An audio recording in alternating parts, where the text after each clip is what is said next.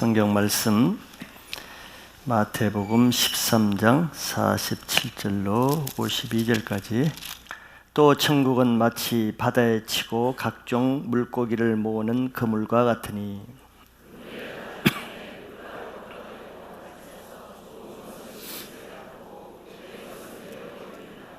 세상 끝에도 이러하리라. 천사들이 와서 의인 중에서 악인을 갈라내어 이 모든 것을 깨달았느냐 하시니 대답하되 그러하오이다. 예수께서 이르시되 그러므로 천국의 제자된 서기관마다 마치 새 것과 옛 것을 그 곳간에서 내오는 집주인과 같으니라. 아멘. 오늘 천국에 대한 13장의 마지막 말씀은 그물과 같은 천국이라는 내용입니다. 예수님은 지금까지 여러 가지 비유를 통해서 여러 가지 다른 관점으로 하나님 나라, 즉 천국에 대해서 자세하게 설명을 해 오셨습니다. 이제 천국의 마지막 부분의 말씀은 천국이 이루어지는 그 때에 관한 말씀이라고 할 수 있습니다. 우리 인간은 다 하나님으로부터 태어날 때에 태어나서 또 하나님이 정하신 돌아갈 때에 우리는 다시 하나님께로 돌아가야 되는 것이 우리 인생에 주어진 하나님의 원리라고 말씀드릴 수 있습니다. 그래서 아무도 이 하나님이 정하신 때의 원리에서 벗어나서 생활하고 살 수 있는 사람은 아무도 없습니다. 이것이 하나님의 천국 중심의 삶의 원리이기 때문에 그렇죠. 전도서 3장 1절 2절에 그것을 이렇게 성경에 말씀하고 있습니다. 범사에 기한이 있고 천하 만사가 다 때가 있다 그랬어요. 범사는 모든 일에는 정해진 기한이 있습니다. 아무 때나 그 일이 일어나지 않는다는 거예요. 하나님이 정해진 그때 그 일이 모두 일어난다는 것이죠. 천하 만사가 다 때가 있다 그랬습니다. 천하 만사라는 것은 이 세상에 일어나는 모든 일들이 무슨 때가 있다는 거예요? 하나님이 정하신 때가 있다는 거예요. 여러분들이 여기 이 시간에 앉아 계신 것도 범사에 기한이 있고 천하 만사가 다 때가 있다는 저 말씀 안에 다 포함됩니다. 하나님의 계획이 있는 것이죠. 그래서 2절에 보면은 이 세상에는 날 때가 있고 죽을 때가 있으며 심을 때가 있고 심은 것을 뽑을 때가 있다 그랬습니다. 우리 인생을 크게 봐야죠. 크게 본다는 것은, 가장 크게 보는 것은 하나님 관점에서 우리 자신을 보는 것입니다. 왜냐하면 하나님은 모든 일에 그 때와 기한을 정하시고 자기 때를 따라 일하시기 때문에 그래요. 그래서 우리 인간은 날 때가 있고 죽을 때가 있을 뿐만 아니라 일을 할 수 있을 때가 있고 일을 그칠 때가 있습니다. 심을 때가 있고 뽑을 때가 있다는 것은 모든 때는 하나님의 때에 따라서 진행되고 있다는 것이죠. 그래서 하나님이 정하신 우리의 삶은 지금 해야 될 일이 있고 나중에 해야 될 일이 구분되어 있습니다. 하나님 편에서는 분명히 구분되어 있어요. 그래서 우리는 하나님의 때를 따라 살아야만 하나님의 예언적인 삶을 살 수가 있어요. 하나님의 때를 놓치는 사람은 바쁘게 살기도 하고 많은 일을 하기도 해요. 아무것도 안 하는 것은 아닙니다. 그러나 문제는 그 하나님의 때를 놓치는 사람은 이전에 이미 했어야 될 일을 지금 열심히 하고 있거나 나중에 할 일을 지금 끌어다가 열심히 하고 있는, 이렇게 순서가 바뀌는 삶을 산다는 것이 문제죠. 그것은 다른 말로 하면은 하나님의 때를 거슬려서 사는 거예요. 이러니 그 인생이 뒤바뀐 혼란스러운 뒤죽박죽된 인생이 될 수밖에 없겠죠. 그러면 자기 인생이 방황하게 되고 혼란스러운 인생이 됩니다. 하나님이 그렇게 하는 게 아니에요. 그렇게 하시는 게 아닙니다. 자기가 하나님의 때를 바꿔서 살기 때문에 자기 인생이 혼란스러운 걸 뿐이죠. 그렇기 때문에 교회를 통해서 일하시는 성령의 흐름을 따라가야 하나님이 정하신 예언적인 삶을 살 수 있게 된다는 것이에요. 그러지 못한 사람은 하나님의 교회를 통해서 한때 기도에 철화를 하게 하고 금식을 하게 할 때는 그 사람은 기도 안 하고 맨날 먹고 다니다가 나중에 1년, 5년 지나서 그때 자기 혼자 하려는 사람이 있죠. 그건 굉장히 힘드는 사람, 거슬려서 사는 거예요.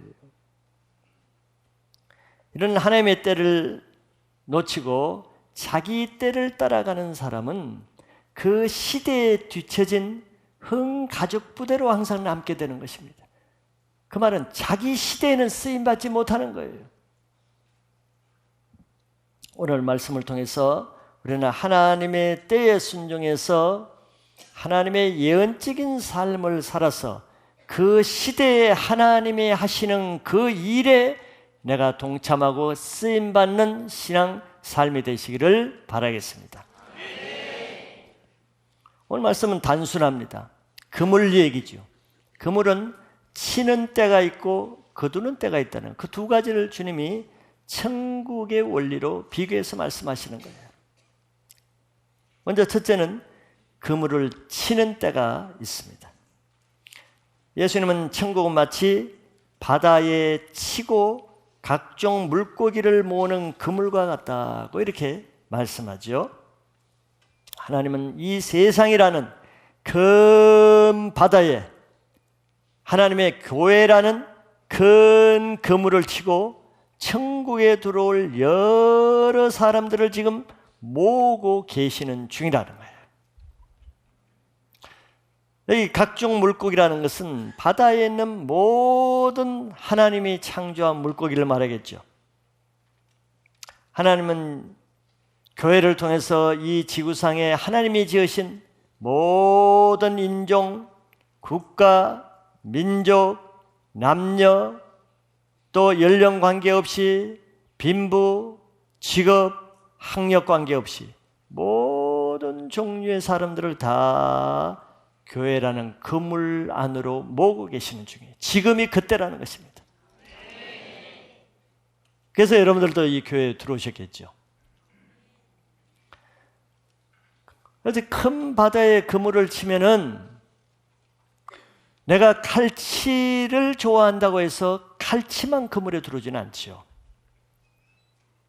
내가 원치 않는 고기도 들어오고 내가 좋아하는 고기도 들어오고 싫어하는 고기도 들어오고 내가 아는 고기도 들어오고 내가 몰랐던 고기들도 수없이 들어옵니다. 이게 교회죠. 교회는 여러 종류의 사람들이 들어옵니다. 그러나 모든 종류의 사람들에게 복음은 똑같이 전해져요. 똑같이 전해집니다. 선한 사람에게도 똑같은 복음이 전해지고 또 나쁜 사람, 악한 사람에게도 똑같이 복음이 전해지고 준비된 사람에게도 복음이 전해지지만 준비되지 않는 사람에게도 역시 복음은 전해집니다. 내가 좋아하는 사람에게도 복음이 전해지고 싫어하는 사람에게도 복음이 전해지고 모든 사람에게 복음은 공평하게 전해집니다. 그물은 모든 고개에게 공평하게 열려 있어요. 그래서 교회 안에는 여러 사람들이 다양한 모습으로 모여서 복음을 들을 수 있는 기회를 주는 이것이 지금 하나님의 은혜의 때라는 것이에요.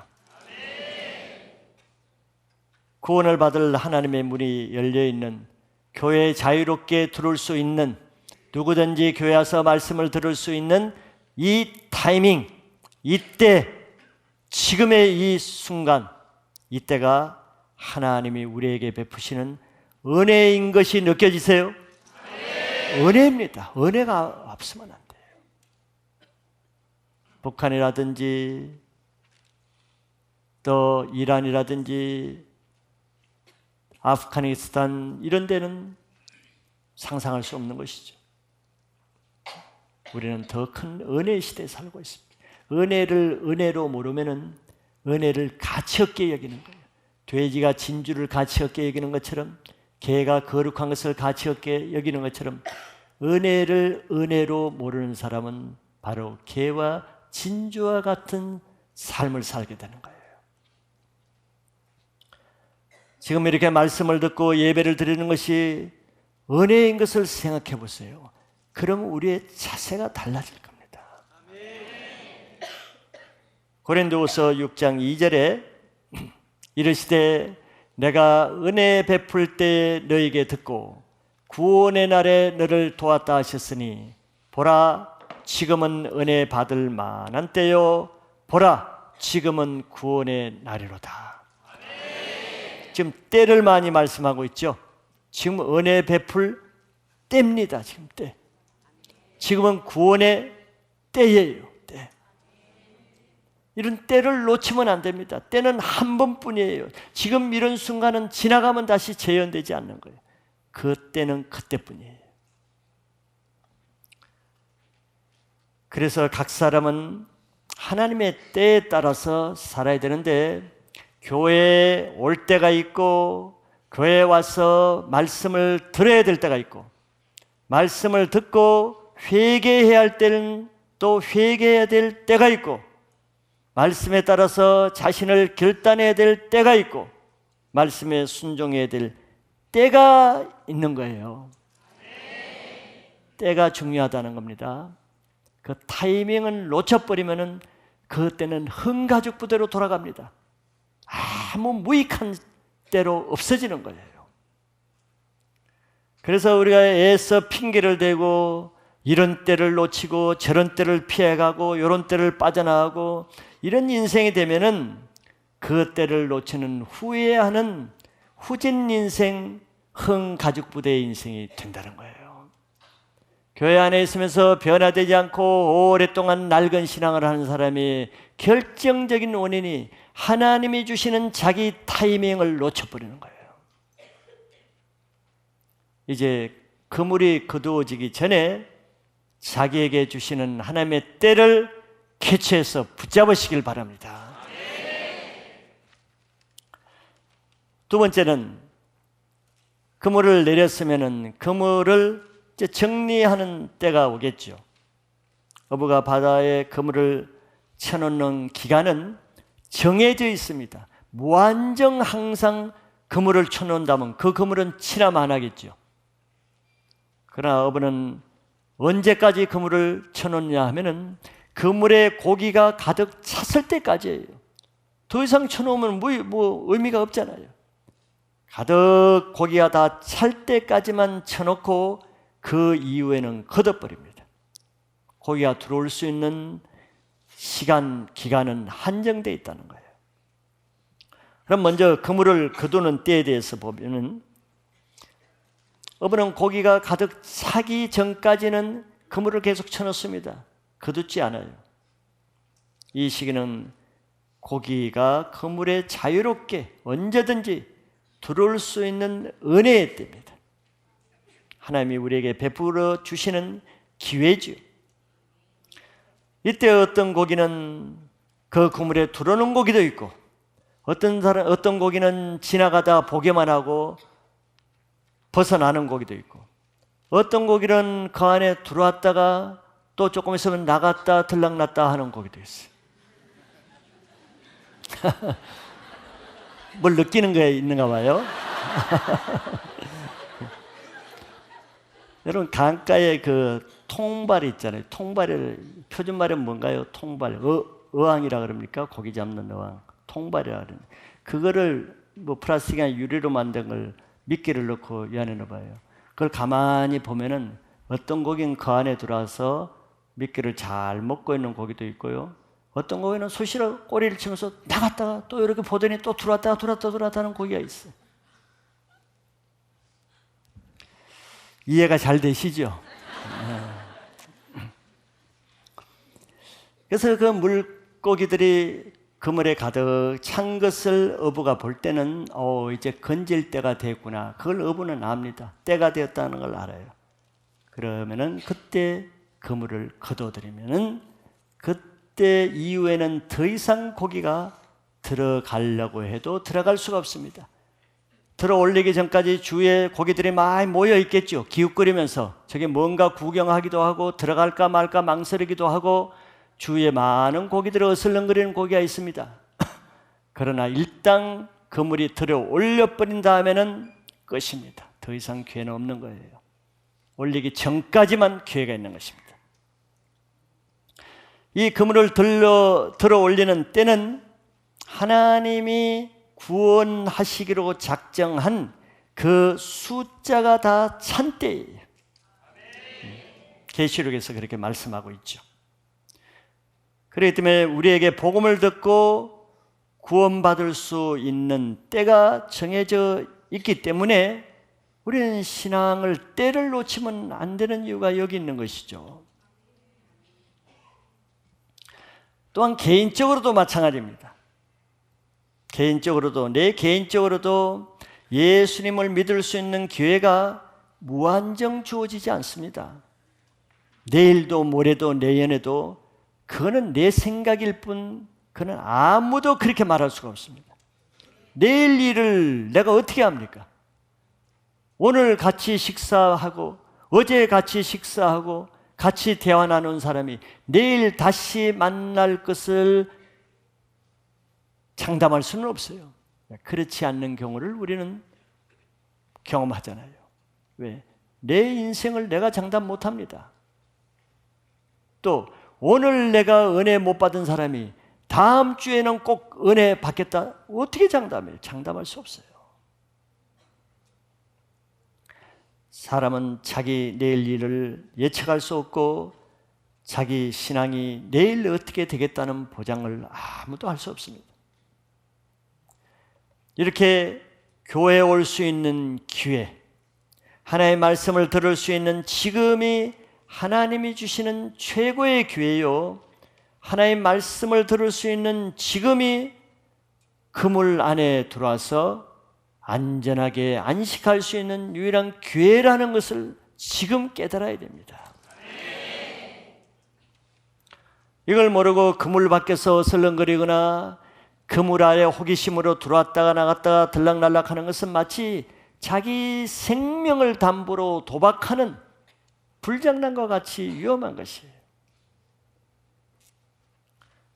그래서 우리는 자기 죄를 깨달아야 될 때가 있고 회개해야 될 때가 있고 용서받아야 될 때가 있고 하나님께로 돌아와야 될 때가 있다는 것인데 그러려면 내가 그 때를 따라 살아야 되는 거예요. 근데 그 때는 어떻게 알 수 있습니까? 바로 하나님이 말씀을 통해서 그때 지금은 뭐 할 때고 다음은 뭐 할 때인가를 말씀을 통해서 가르쳐 주시는 거예요. 그래서 말씀이 떠내려가지 않게 말씀을 드려야 될 이유가 여기 있는 것이죠. 히브리서에 보면 말씀이 떠내려가지 않게 조심하라 그랬어요. 말씀이 떠내려 보낸 것은 자기 때를 떠내려 보내는 것이거든요. 자기 인생을 놓치는 것입니다.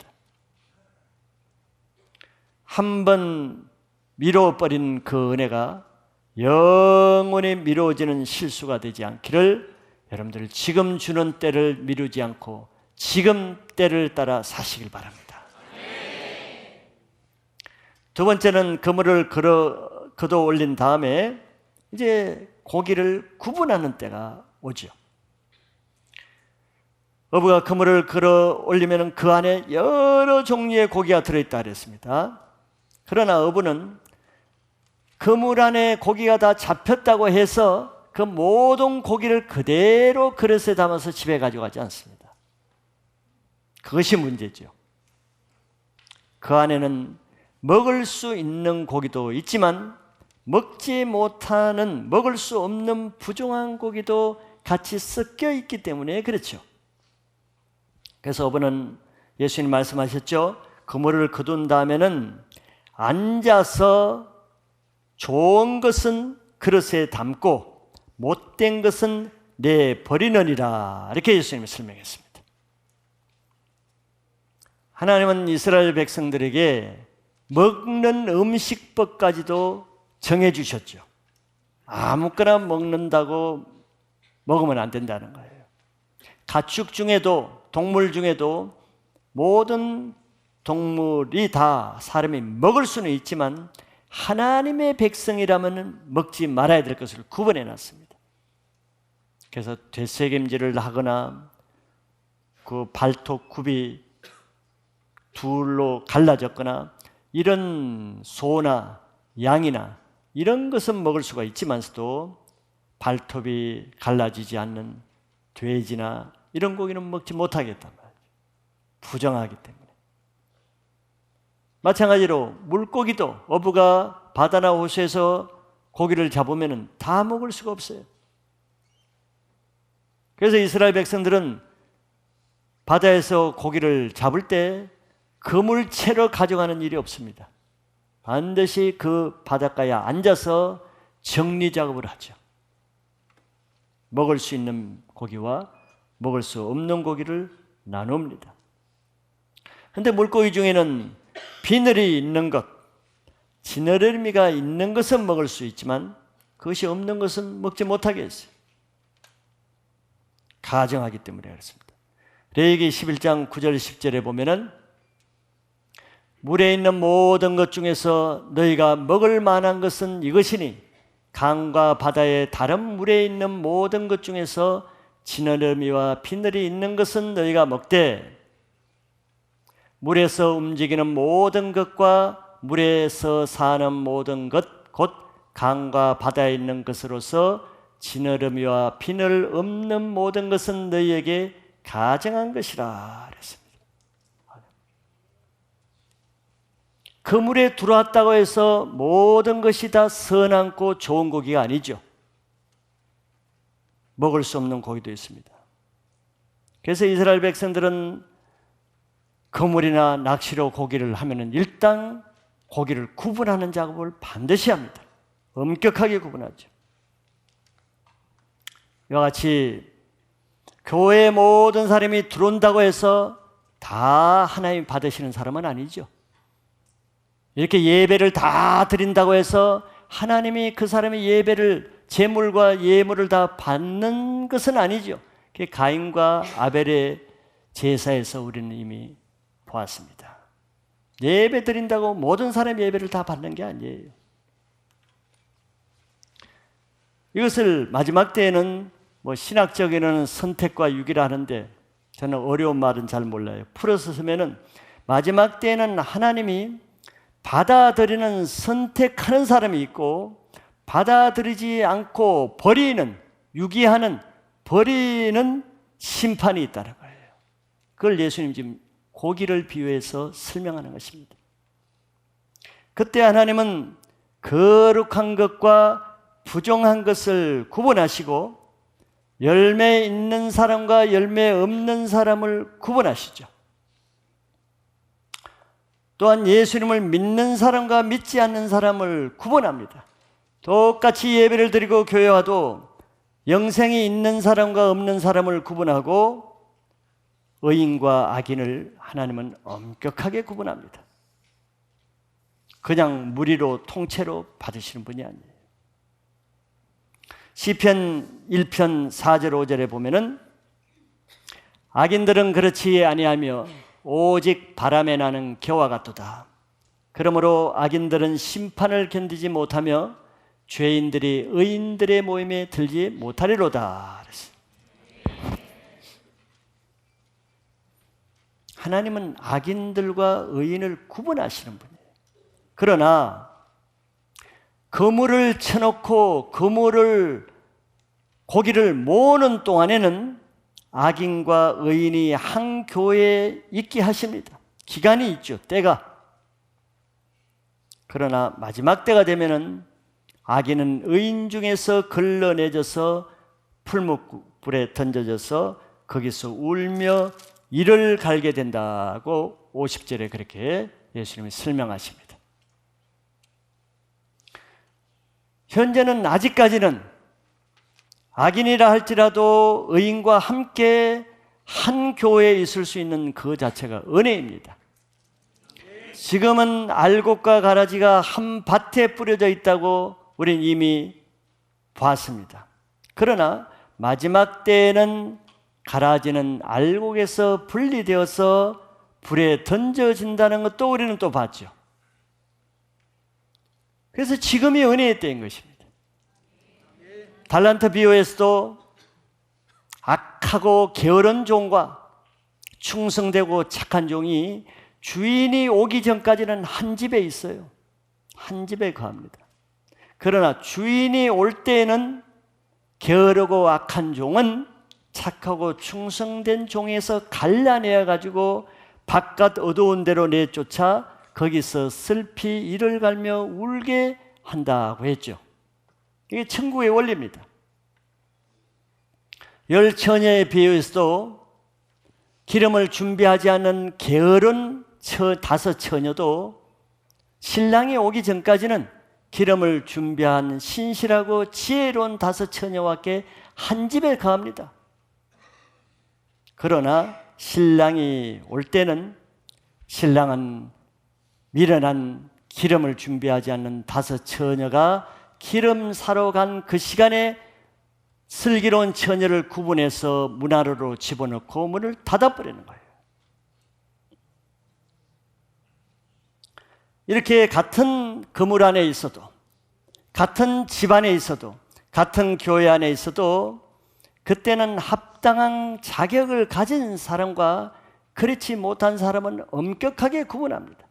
그것을 성경은 같이 같은 장소에 있어도 예복을 입은 사람과 예복을 입지 않는 사람을 구분한다는 것으로 예수님이 설명하시죠.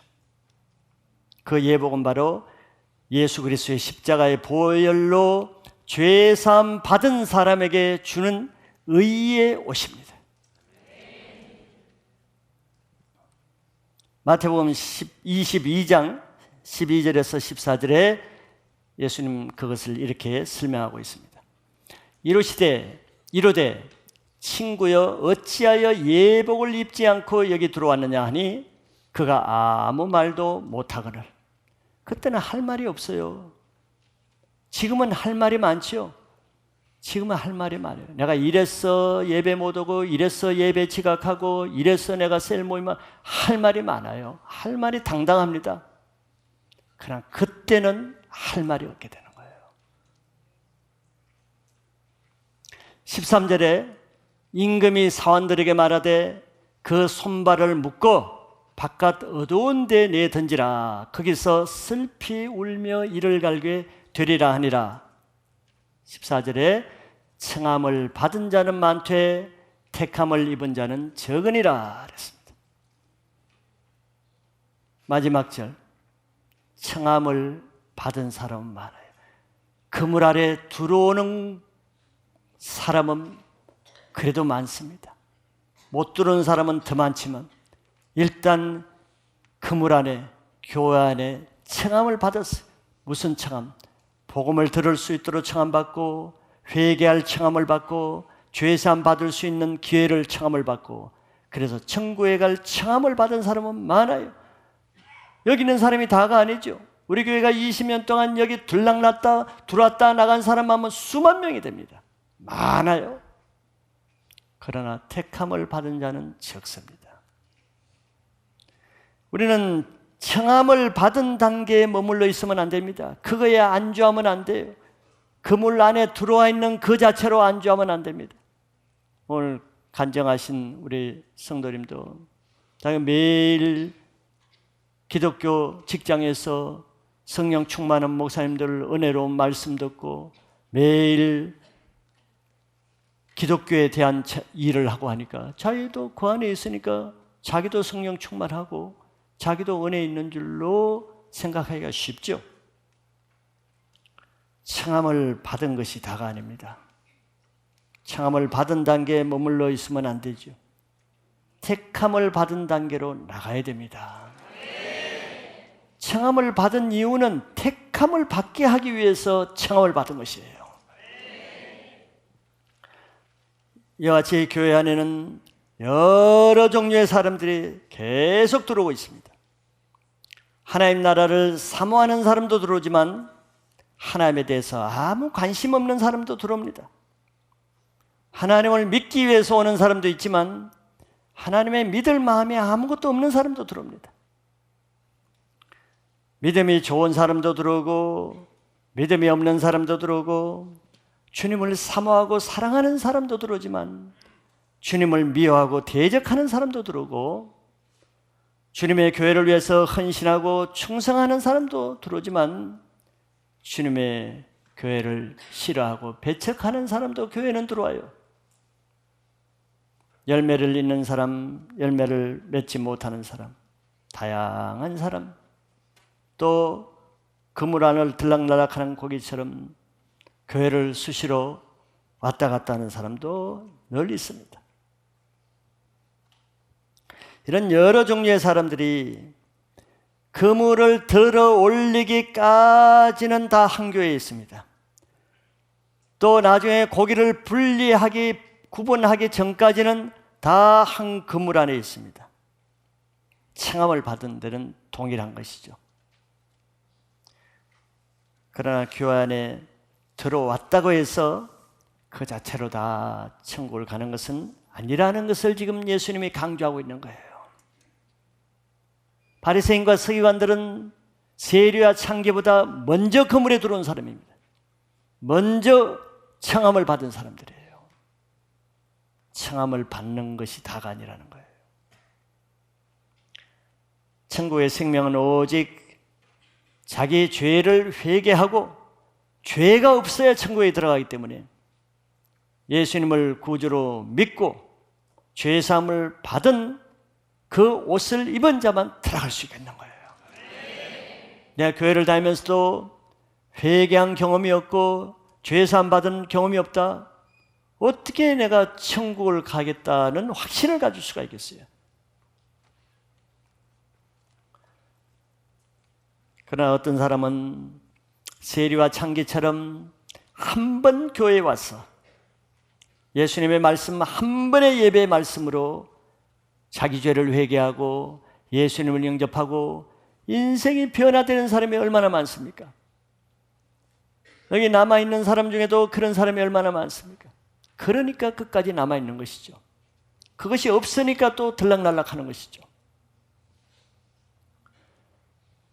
어떤 사람은 오랜 세월을 교회 안에 있으면서도 아직 천국 갈 믿음이 없이 그냥 형식적으로 다니는 사람도 있습니다. 왜 그럴 수밖에 없었겠어요? 히브리서 4장 1절 이전에는 그것을 이렇게 설명하고 있습니다. 그러므로 우리는 두려워할지니 그의 안식에 들어갈 약속이 남아있을지라도 너희 중에는 혹 이르지 못할 자가 있을까 함이라 했어요. 저게 무슨 비유입니까? 이스라엘 백성들은 아직 이집트에 애굽에 있을 때 모든 사람이 모세를 통해서 내가 너희를 적과 꿀이 흐르는 가나안 땅에 들어가리라 하는 약속을 주셨어요. 저게 그 말씀입니다. 아직 그의 안식에 들어갈 약속이 아직 남아있다. 하나님의 약속은 지키시는 분이 남아있어요.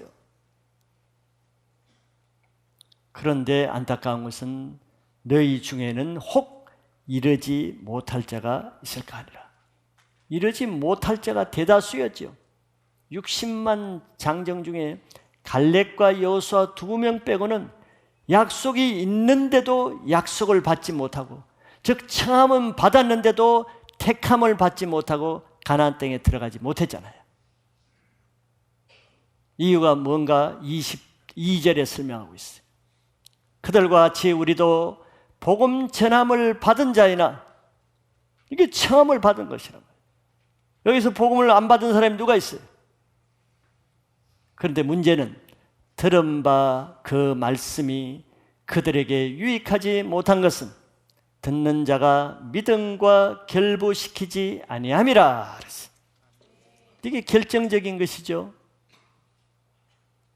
이스라엘 백성이 1세대가 왜 광야에서 불평하고 대적하고 그러다 죽었어요? 모세가 하나님의 말씀을 믿음으로 받지 않는 거예요. 홍해를 건너게 할 것이라는 것을 믿음을 받지 않고 대적하고, 모세가 반석에서 물을 낼 것이라는 것을 믿음을 받지 않고 모세를 대적하고, 땅에 만나를 비같이 내리겠다는 말씀을 믿음으로 받지 않고 하나님을 원망하고, 믿음으로 받죠. 말씀이 없어서가 아니에요. 이와 같이 오늘날에도 왜 교회에서 이렇게 많은 말씀을 듣기로 청함을 받았고, 또 그 말씀을 듣고서도 어떤 사람은 같은 말씀에 그 영생의 선물을 받고 인생이 변화되는데, 어떤 사람은 더 많은 말씀을 받고도 왜 약속을 받지 못하냐, 그 개인에게 주신 하나님의 약속을. 왜 그렇게 많은 말씀을 받고도 실제 인격도 변하지 않고 삶도 바뀌지 않고 신앙도 바뀌지 않고, 너무 이상하지 않아요? 이스라엘 백성과 같이 그런 사람은 약속은 남아있어도 그것이 자기 것이 되지는 못합니다. 왜 그렇다고 말씀합니까?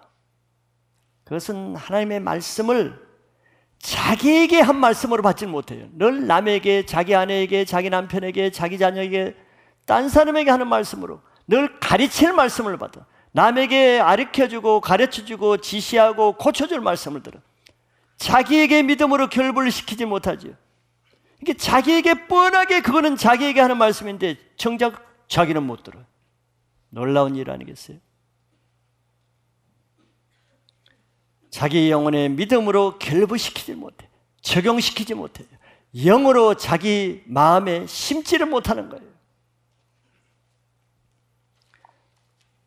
이런 사람의 경우는 대부분 이제 열매가 없는 이유를 우리 세 가지 마음밭으로 보았죠. 마음이 완고하거나, 아니면 마음에 돌 같은 상처 쓴뿌리가 있거나, 아니면 세상 것을 아직 끊지 못하는 육신의 세력이 있거나, 주님은 세 가지로 말씀했습니다. 특별히 이렇게 말씀을 적용하지 못하는 사람 중에는 말씀이 좋다는 말을 늘 해. 말씀을 듣고 즉시 받고 기쁨으로 받으라. 말씀 좋다고 하는데, 은혜 받았다고 하는데 정작 내면은 변하지 않고 믿음의 뿌리가 내리지 않는 돌과 같은 쓴뿌리 상처가 있는 사람. 이런 사람들은 다른 말씀엔 다 은혜를 받아요. 자기 문제와 상관없는 데는 다 은혜로 받는데, 정작 자기 문제에 해당되는 것은 그 말씀이 다 비껴나가. 받지를 못해요. 놀라운 일이죠. 평소에는 은혜를 그렇게 받는데 정작 자기에게 하시는 그 말씀은 비껴나가 버려요. 듣지를 못해요. 그러니 보세요. 어떤 사람은 다른 것은 많이 변했는데 결정적인 그 사람의 문제, 고질적인 문제는 안 바뀌는 거예요. 완고한 문제, 교만한 문제, 어떤 사람은 자기 고집의 문제, 혈기 문제, 결정적인 자기 문제는 안 바뀌는 거예요.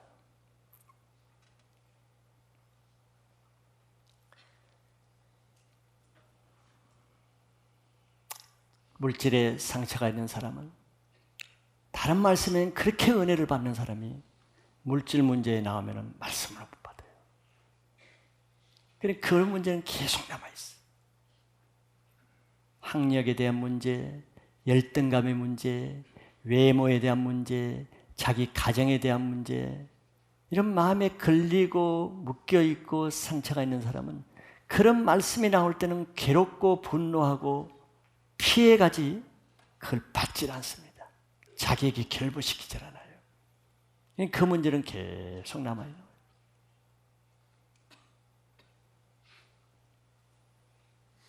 자기가 무슨 말씀을 받을 때 괴롭고 잘 받지 못하고 깜빡 졸고 멍하고 지나가는 걸 보면은 그게 자기의 문제가 있는 것이에요. 다시 말하지만 이 세상 사는 동안에는 악인도 의인과 함께 회중 가운데 거할 수 있습니다. 시편에 말씀드린 대로 악인이 의인의 회중에 있을 때가 있어요. 한 집에 같이 살고, 한 교회에 같이 있고, 한 셀에 같이 거하고, 한 직장에 같이 거할 수 있습니다. 그 기간이 무슨 기간이겠어요? 악인에게 그 의인을 통해서 하나님의 의를 배울 수 있는 은혜의 기회를 주시는 겁니다. 자기 주위에 그런 좋은 믿음의 사람을 붙여주는 것은 믿음이 무엇인지를 배우고 하나님을 믿는 사람이 어떻게 사는 것을 배울 수 있고 구원받는 것을 도와줄 수 있고 하나님의 성품을 배울 수 있고 배울 수 있는 기회로 의인들을 붙여주는 것입니다. 교회 안에도 믿음이 없는 남편에게 믿음이 좋은 아내를 붙여주기도 하고 믿음이 없는 부모에게 오히려 그 좋은 믿음이 좋은 자녀를 붙이기도 하고 반대로 믿음이 없는 자녀를 위해서 믿음 좋은 부모를 붙이기도 하고 형제를 붙이기도 하고 주의 동역자를 붙이기도 하고 우연이겠습니까? 하나님의 때가 있어요. 붙여줄 때가 있다니까. 같이 거할 때를 주시는 거예요. 그러나 무한정은 아닙니다. 무한정은 아니에요. 그래서 교회 안에서도 믿음이 없는 사람은 믿음 있는 자기 셀에, 자기 팀에, 자기 주위에 그런 사람을 통해서 믿음을 가질 수 있는 은혜의 기회를 주실 그 때를 놓치지 않으셔야 되죠. 가정 안에서도 믿음이 성숙한 가족을 통해서 하나님의 의를 배울 수 있는 기회가 주어지면은 그 때를 놓치지 말아야 됩니다. 직장 안에서도 마찬가지고 그러나 문제는 교만한 사람은 그걸 모른다는 거예요. 모르니까 어떻게 해요? 자기에게 붙여진 그 때를 악하게 사용하는 거예요. 대부분 보세요. 믿음 없는 사람이 믿음 있는 사람을 핍박하고 조롱하고 대적하고 악하게 대합니다. 그래서 악한 자는 의인을 붙여줘도 의의를 배울 수 있는 기회로 사용하지 않고 자기 악한 심판 쌓을 기회로 변질시키는 거예요. 너무 안타깝죠?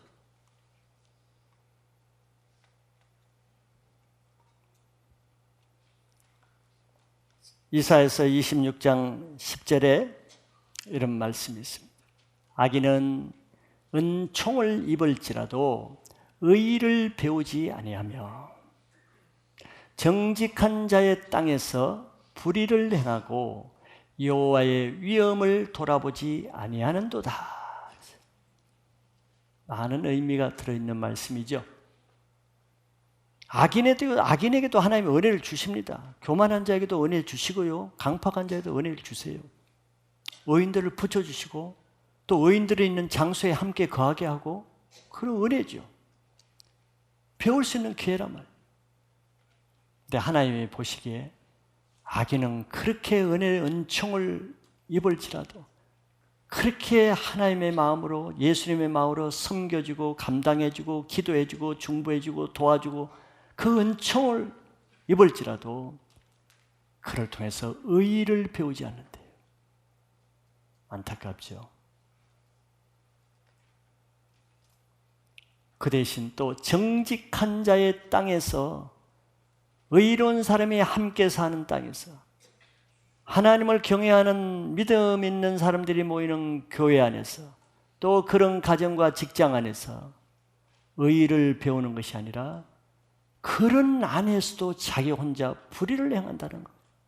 놀라운 일이죠. 여호와의 위엄을 돌아보지 아니하는도다. 하나님 없이 방자하게 행하는 거예요.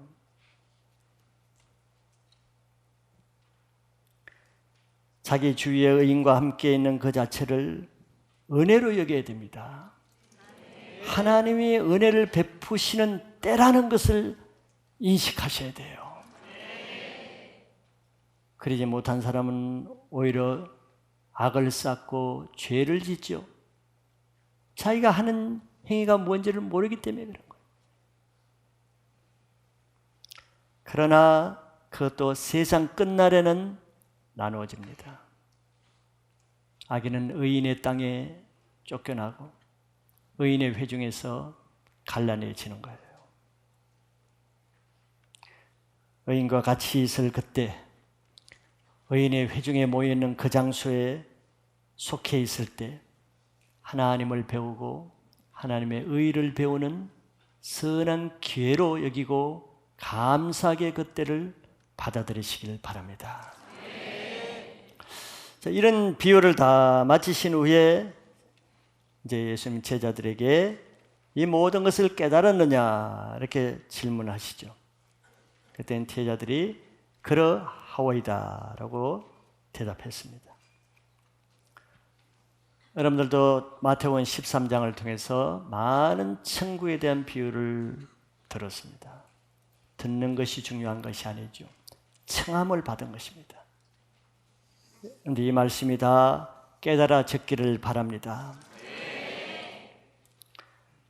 예수님이 이런 천국에 대한 비유를 다 말씀하신 후에 제자들에게 천국의 제자된 서기관마다 새 것과 옛 것을 곳간에서 내오는 집주인과 같다고 말씀했습니다. 천국의 생명을 이미 알고 받은 사람은 예수님의 제자가 되어서 이제는 천국의 보화와 같고 진주와 같은 것을 다른 사람에게 때를 따라 나눠주는 일을 해야 된다는 것을 지금 말씀하고 있는 거죠. 우리도 마찬가지로 천국에 대한 모든 것을 이제 깨달았으면은 천국에 대한 많은 말씀을 들은 대로 이제는 그것을 남에게 때를 따라 나눠주는 하나님의 사람이 되시길 바랍니다. 때를 따라 나눠준다는 거예요. 때를 따라. 지금 내가 저 사람에게 복음을 전해야 될 때, 지금 내가 기도로 중보기도해야 될 때, 지금 내가 저 사람을 섬겨야 될 때, 때를 따라 나눠주는 지혜로운 사람, 하나님의 성령을 따라 사는 예언적인 신앙을 하시기를 축복합니다.